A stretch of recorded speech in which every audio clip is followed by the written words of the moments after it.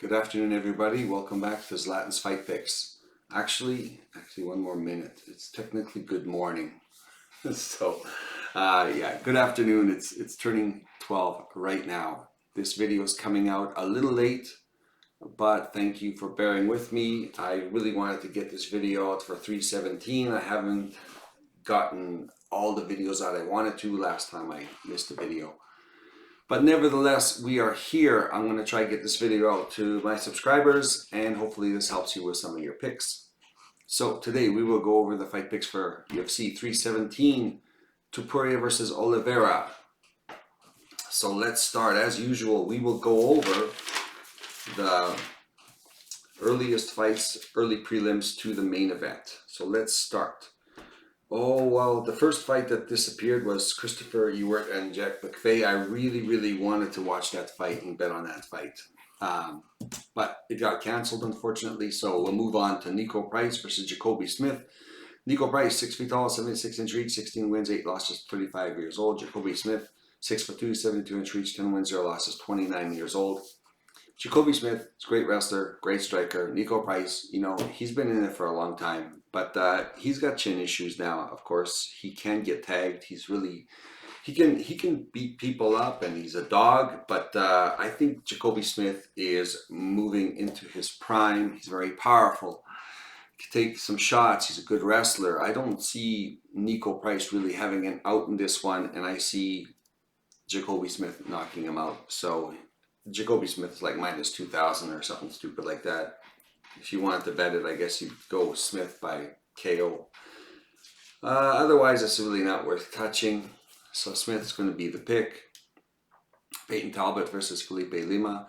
Peyton Talbot, 5'10", 70-inch reach, 7.5-inch reach, 26 years old, 9 wins, 1 loss. Felipe Lima, 5'6", 68-inch reach, 14 wins, 1 loss, 27 years old, same age. They say it's 4 inches taller for Talbot. At the weigh-ins, he didn't look like that. Maybe 1.5 inches, maybe 2. So it's going to be a lot closer in height. I've been betting against Talbot for a while because I just think he's going to get exposed, and he's been able to bully people. And the last guy he wasn't able to bully was the time I bet on Talbot. So he had been,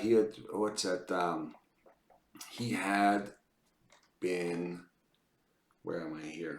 Talbot.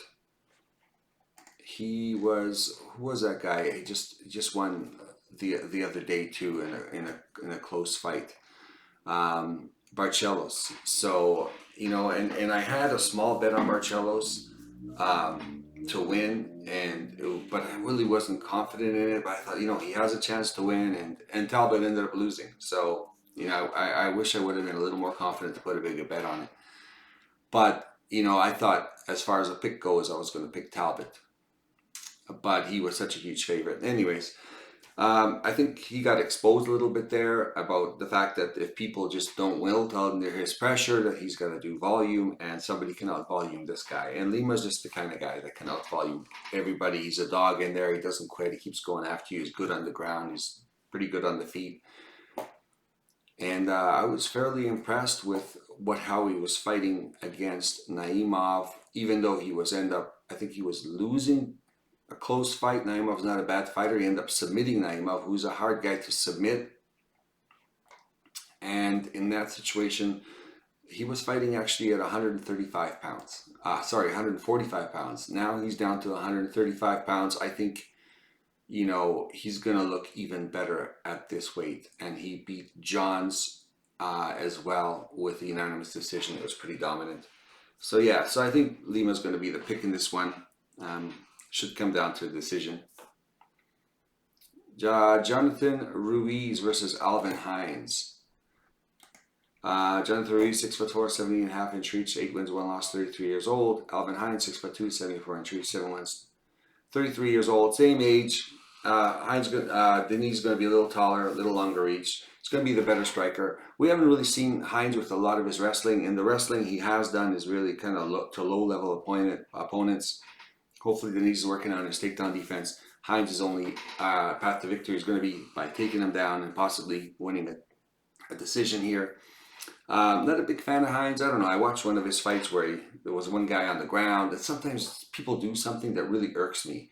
And the guy was obviously KO'd from a head kick, and he kind of stood over him, talked to him for a second, and then he punched him twice in the head. You obviously know that the guy was out. The ref didn't have a chance to jump in. If you have a chance to talk to the guy while he's down on the ground and then punch him, you're an idiot. Like, the guy's obviously out. Anyways, some things people do just irk me, and I really want him to get punched out in this case. So yeah, Denise is going to be the pick. He's a big favorite. So decent, pretty good, high degree of confidence. Moving on to like the prelims, although I think some of the fights have moved around. Terence McKinney versus Vyacheslav Borshev. Terence McKinney 5'10", 78 half-inch reach, 16 wins, 3 losses. Vyacheslav Borshev 5'11", 69 inch reach, 8 wins, 5 losses. Man, how do you bet on McKinney? Like, he's the favorite. How do you bet on this guy? This guy's so up and down. He's just so crazy. You know, like, it's just terrible to bet on this guy because you just don't know what he's going to do. He can get knocked out at any point.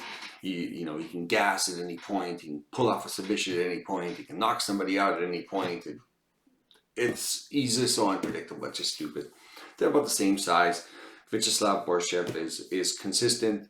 You know, he's pretty tough. He's a good boxer, but, you know, he's kind of just in tight, you know, close guard and just throws. I think if McKinney stays from the outside, he can pick him apart. And I think if McKinney's going to win this fight, it's going to be on the ground. And Vyacheslav has always shown a weakness for the ground, even though he's working with his takedown defense and everything else. But a high-level guy like McKinney could definitely take him to the ground.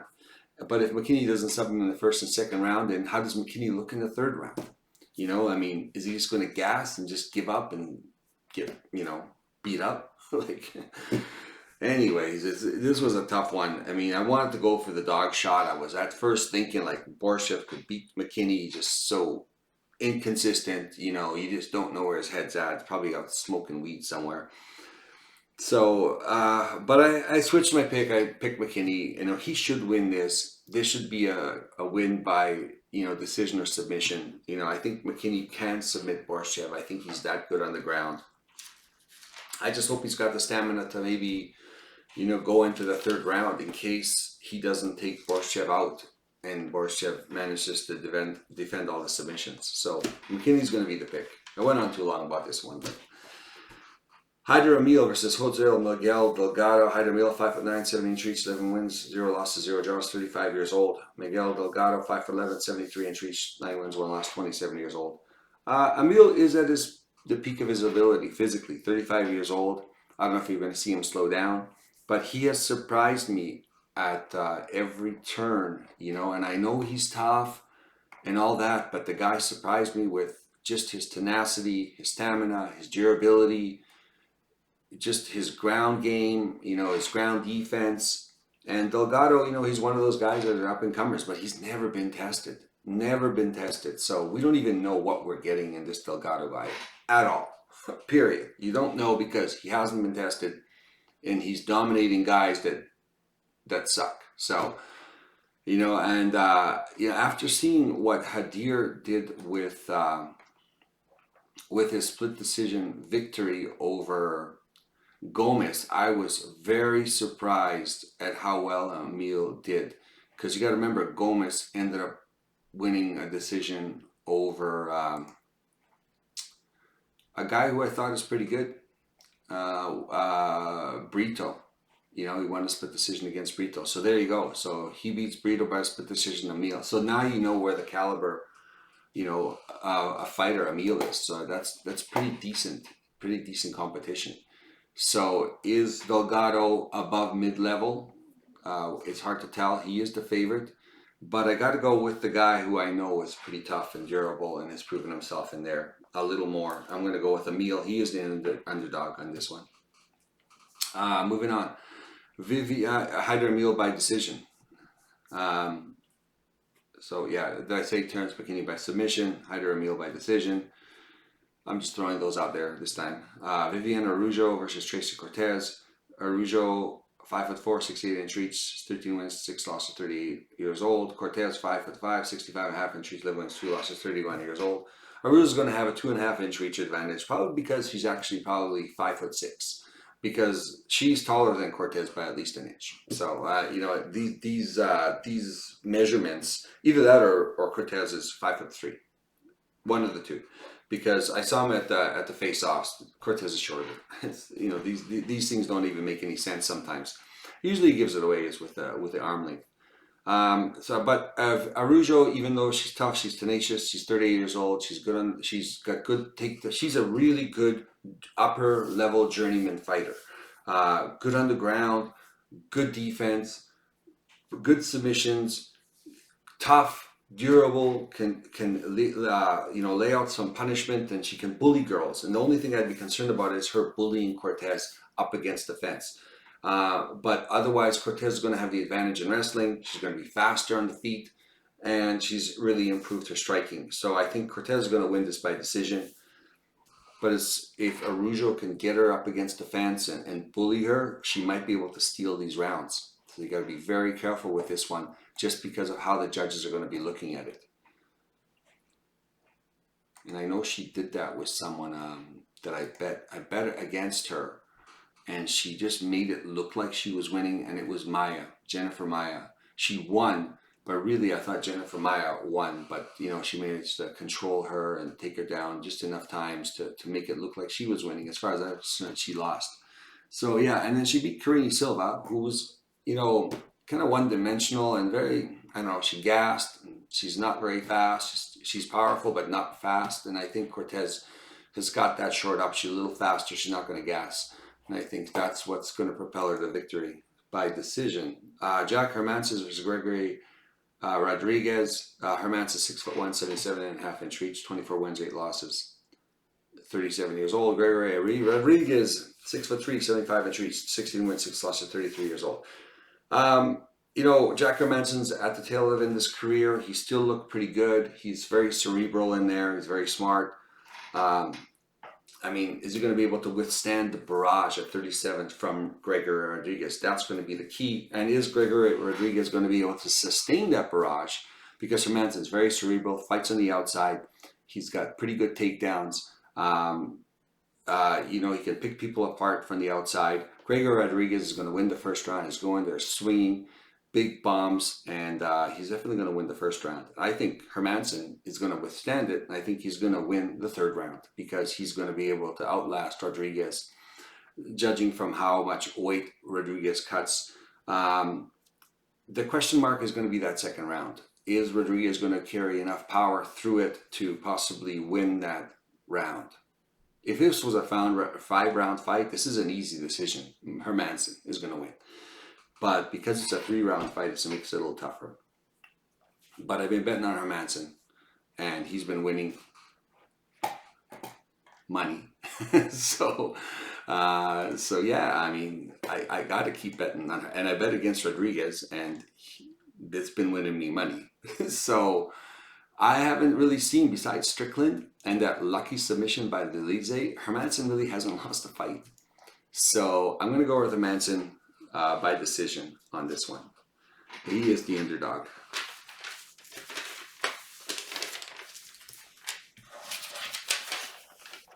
The Joker. I like his handle too. Jack Hermansson, the Joker. Moving on to the main card. Beneil Dariush, Renato Moicano. Beneil Dariush, 5'10", 72-inch reach. Renato Moicano, 5'11", 72-inch reach. Dariush, 22 wins, 6 losses, 1 draw, 36 years old. Moicano, 20 wins, 6 losses, 1 draw, 36 years old. These guys have got the same trajectory in their careers. It's just, they're both 36 years old. Is who has a little more left? Because they're both really good on the ground, and they're both pretty good strikers. I think Dariush might even be the slightly more technical, better striker. But I think Moicano's kind of more doggish in there and just kind of pushes his strikes out a little more and keeps throwing them. And I think Dariush might be a little more technical. But as far as like the chin goes, you know, Dariush, he just looks a little more worn out. So I'm questioning how much damage he can take. Moicano got dominated on the ground by Makachev. You know, this is where these guys are at. So Dariush has fought for, like, you know, the upper echelon, and so is Moicano. It's going to be a really close fight, and the odds show it. I'm going to go with the guy who I think has a little more left at 36, which is Moicano. Otherwise, Dariush should be a great pick as well. But at this point, there's really no benefit because Dariush was the favorite. I think now it's almost even. But I think Moicano's got a little bit more left at 36, and I think he's going to win this fight by decision.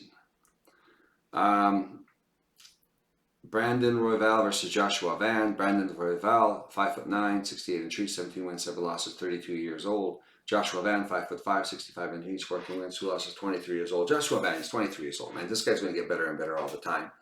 But he's durable and he's tough. And the fact is that Brandon Royval, he's durable and he's tough. He's 33. I think he's at his peak of his career. He fought the champion and he fought him close and he fought everybody close. And then you got Joshua Van, who actually lost to Johnson. I mean, granted, at 23, you're expecting this guy to be improving all the time. How far can he go? You know, the odds are almost even. Van's is a slight favorite. I had Royval. I bet on Royval. Like when the odds were a little more, I think he was like at. Hold on, he was the favorite. Was he the favorite? He was the underdog, then he was the favorite, and now it looks like it flipped. Interesting. So now it's flipped again. So Joshua Van's the favorite again. Yeah, you know, 5'9" is going to have a huge reach advantage. I like his handle, raw dog. That means anything. I just think he's seen the better competition. He's really good on the ground. I think they're going to fight it out on the feet. I think Royval is pretty tough. He's pretty durable. He's going to have the reach advantage. It's going to be a great fight, but I'm going to go with Royval on this one by decision. I don't know if he could submit Joshua Van. I don't know if he can KO him, but I think he can definitely win by decision. Can he really submit Joshua Van? It's going to be hard. Joshua Van is really short and stout and powerful. But you never know with a good choke, right? So, yeah, Brandon Royval is going to be the pick. The method of victory. Oh, what did I do? Where am I at? I wrote something on. Decision. Oh yeah, I've got some other stuff I'll go over today as well, which is just different ways to bet these fights. Alexander Pantoja versus Kara Kara de France. Alexander Pantoja, 5'5", 67.5 inch reach, 29 wins through 5 losses, 35 years old. Kara de France, Kara France, 5'4", 69 inch reach, 25 wins, 11 losses, 32 years old. Both at the peak of their careers. Kara France, path to victory. He's got to stuff the takedowns and strike. He's going to be a little bit faster in the striking department. Pantoja's tough. He's durable. He hasn't been put out before, so it's going to be really hard to do it. He's still got some pretty decent strikes, but he's got phenomenal takedowns. I think in the end, he's going to end up get some takedowns and win a decision. But he could even submit him, but probably decision. You're looking at Kara France, and what's my experience with Kara France? He fought Moreno, and he was the last part of my 11th fight parlay, and then he got KO'd with a kick by Moreno, and I hated Moreno ever since. And maybe I should hate this guy. He's the one who lost. But anyways, so those are engraved. It's like only one more fight. You know, Kara France just had to win a decision, and he lost by KO. So yeah.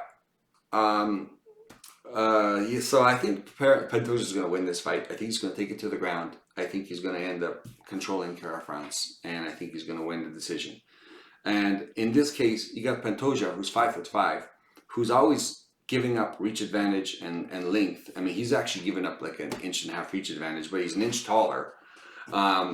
So it's going to be very close, and I think that's really going to play into the hands of Pantoja because he's normally the shorter guy in there. So Pantoja is going to be the pick by decision. So Ilia Topuria versus Charles Oliveira. Ilia Topuria, 5'7", 69-inch reach, 16 wins, 0 losses, 0 draws, 28 years old. Charles Oliveira, 5'10", 74-inch reach, 35 wins, 10 losses. That's a huge one loss at 35 years old. He's at the peak. I mean, he's not going to get any better. Ilia Topuria, I think, has been getting better and better. Now he's 28, and I think he's at his peak. He's going to try for 2 belts.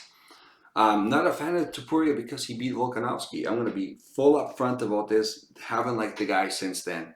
I'm a Volkanovski fan, and I bet on Volkanovski in that fight. And when I look at that fight, Volkanovski, who I granted is better at footwork and outside fighting than Oliveira, was actually winning the fight as far as that goes against Topuria. He wasn't losing the exchanges. He was winning the exchanges. Then he got caught, and of course at his age and how many times he got knocked out, and I thought, okay, he got caught, and then Topuria ended up knocking out Holloway, who's never been knocked out before. So you know this guy's got some real power, and he might be, but he was winning the exchanges against Holloway anyway. Holloway's a big punching bag. But he was losing the exchanges against Volkanovski. And then you got now Charles Oliveira, who's going to be the bigger guy in there, is going to be hopefully fighting from the outside. And the bigger man, one time I heard this from, what's his face? Who's that Irish guy? Irish loudmouth. Oh, how can I forget his name? Conor McGregor. And he fought up to welterweight, and he fought Diaz, and he said, he goes, I thought I was winning the exchanges. He goes, but the bigger man ended up taking and absorbing all my punches. So he was winning the exchanges, but he was not winning the fight because the guy was able to absorb the punches and strike back. Now, I'm not saying Oliveira can absorb all of Topuria's power. I'm just saying is what Topuria did was with his power to the guys at 145 might be a little different at the guys at 155 who are natural 5'10" and just bigger guys in there. So where he could still knock out Oliveira, if it's not the perfect shot, Oliveira might not go out, and then the fight goes on, and then we might end up on the ground, and it goes into the late rounds and all the other stuff that comes along with it. At plus 300, and the way I feel about Topuria, I mean, I got to pick Oliveira, so take it for what it's worth. I think Oliveira is going to be the bet, but I mean, Topuria is going to be the big favorite. I wouldn't hate on anyone picking it. He is the safer bet. I think there's a chance Oliveira can win this if he survives, and yeah, he could even win this by sub. Or it could go into the late rounds and possibly win a decision. It'll be up there. The decision, I mean, Topuria, we will see what he looks like after the 3rd round. You know, what's going to happen if Oliveira is still there, you know, and we know he's been fighting the top echelon at 155. So the better bet might be, and this is where I'm going to go into the next segment real quick, is the better bet might be over 1.5 rounds. For this fight. Oliveira's going to be the pick. Submission's going to be the pick. Over 1.5 rounds is a safe play. Another thing is Smith, KO. Fight doesn't go the distance. It's probably a safe bet. Pantoja, decision. A safe bet in case you're worried about something happening, maybe is over 1.5 rounds. Cortez, decision, safer bet in case Araujo does get up against the fence and grinds out some weird decision. Over 1.5 rounds is a good bet. I'm not sure about the odds on this one. I imagine it's going to be pretty bad on that one. The knees, you fight or go to fight go the distance is a good bet as well. The knees, KO probably. Fight doesn't go the distance would be a good bet. Over 1.5. Would the knees knock this guy out right away? Hard to tell. That's up in the air. Fight doesn't go the distance might be the better bet. Lima, decision, over 1.5 rounds. Fight goes the distance. Over 1.5 rounds for sure. fight doesn't go, fight goes the distance, secondary. McKinney by sub. Who knows if this fight's going to go the distance or not? Who knows? I don't know. This could end at any time. We don't know. We don't know with McKinney. Anything can happen. Royval probably go to a decision. Fight does go the distance. Probably over 1.5 is a safe bet. Emil, decision. Fight goes the distance. Over 1.5 is probably the safer bet. Moicano, decision. Fight probably goes the distance. Over 1.5 is probably a safer bet. Hermanson, decision. Probably fight goes the distance is a good bet. Over 1.5 is safer than that because it's going to go over 1.5 rounds. Oliveira over 1.5. We went over that. So those are just some other angles. Like you could be thinking about it if you disagree with my picks. Maybe you could go at it a different way. Some of the bets where you're not sure about who's going to win, then maybe go with the total rounds, or does it go to decision? So maybe you're a little more certain about that. So anyways, that's it. Once again, do your own research. This is not financial advice. This is just my picks, and combine this information with what you know, and hopefully you come up with something that wins money. Nevertheless, what else is there? Hit like if you like the content. Subscribe if you want to get notified when I put out my videos. It's a little all over the place. Leave a comment. Let me know what you think. Otherwise, good luck everybody, and we will see you next time we make a video.